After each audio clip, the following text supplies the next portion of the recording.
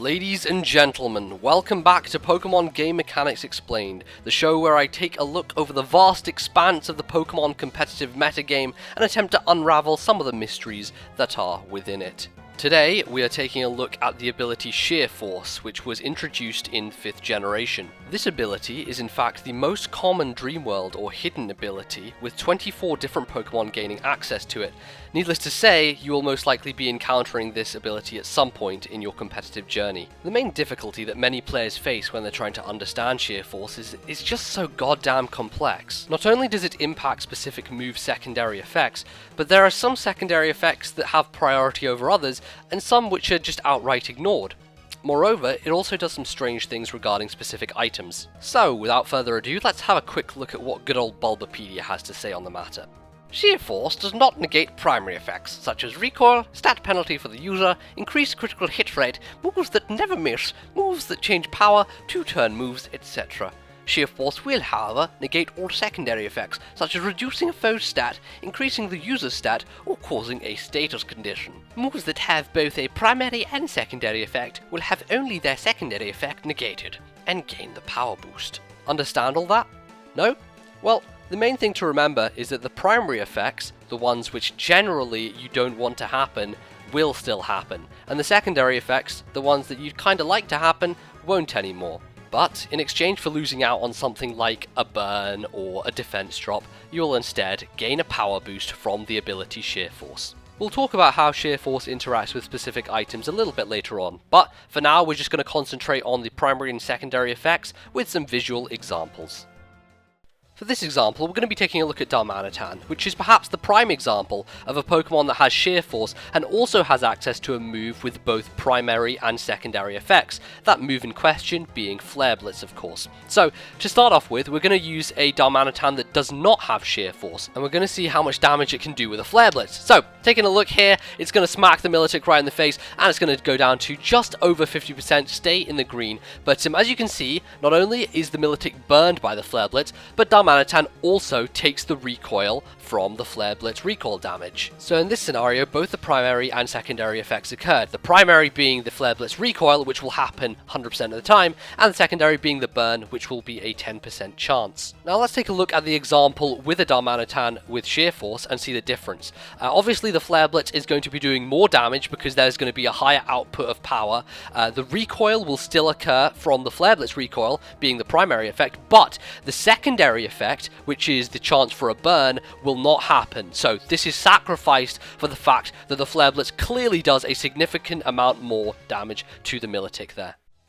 So there you have it, those are primary and secondary effects and how they affect Sheer Force. Remember that only moves with secondary effects, such as Scald with the chance to burn, or Earth Power with a chance to get a special defense drop, are going to get the power boost, whereas moves like Brave Bird, which have the primary effect of getting recoil damage but no secondary effect whatsoever, will not be boosted in any way. So with all that explained and out of the way, let's move on to how Sheer Force operates with items, by looking at what Bulbapedia has to say once again.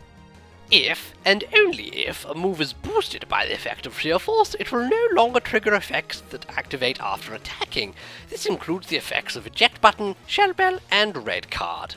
They don't actually mention the item Life Orb until a little bit later on, but for most people, this will be the primary item that you will be using with a Sheer Force Pokemon. The reason for this is that Life Orb as an item also has a primary and secondary effect. Its primary effect is to boost the move's power, and its secondary effect is recoil. And, as we already know from Flare Blitz, the primary one is the one that takes effect first, whereas the secondary doesn't happen whatsoever. So what in effect you have is a power boost without any recoil at all. The net result being that you have a higher damage output practically for free. The only catch to this is that you have to use a move that is affected by Sheer Force.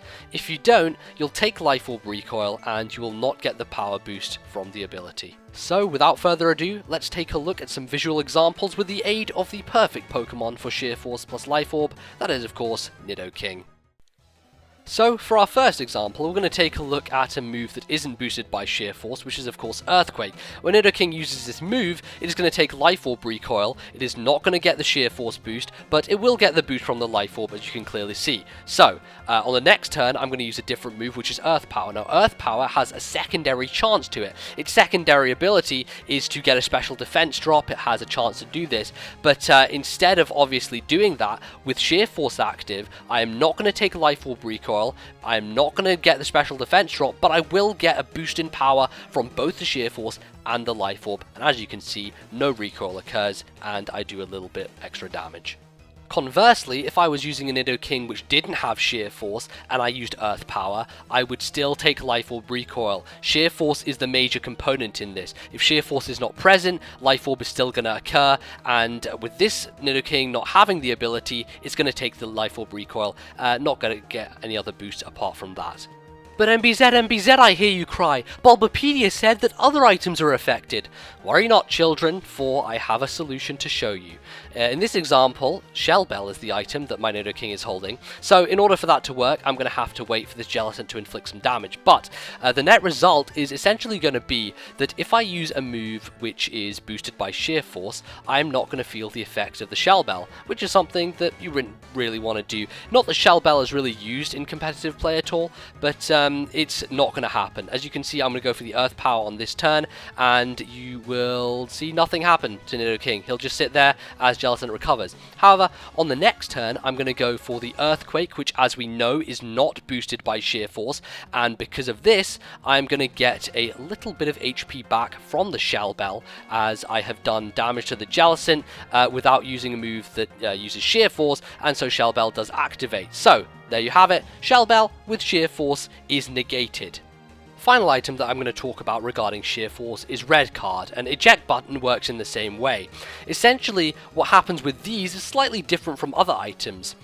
What you need is a Pokemon with Sheer Force using a move on another Pokemon that has a red card. If your Pokemon with Sheer Force has the red card, it's not going to work. So, in this example, there's a Landorus which has Sheer Force and Focus Blast which is boosted by Sheer Force. He hits me with the Focus Blast boosted by Sheer Force. My Nidoking is holding a red card. So, in that instance, the red card didn't activate. My Nidoking is holding one, and you'll see that it is holding one after this turn, because the Jellicent's going to hit me with a Shadow Ball, and it's going to get shot away by the red card. So, basically, red card is unaffected when you have a Sheer Force Pokemon hitting another one which is holding a red card. Seems a bit weird, but that's just how it goes. I actually learnt this while we were kind of testing this out. We tested it one way and it didn't work, and we tested it this way. As you can see, red card was the item I'm holding because it activates right there.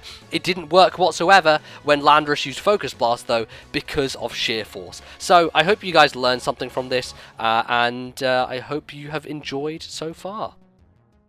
So there you have it, ladies and gentlemen, a comprehensive guide to Sheer Force and all its inner workings. If you have any follow-up questions, feel free to leave them in the comment section below, and I will get to those as soon as is humanly possible.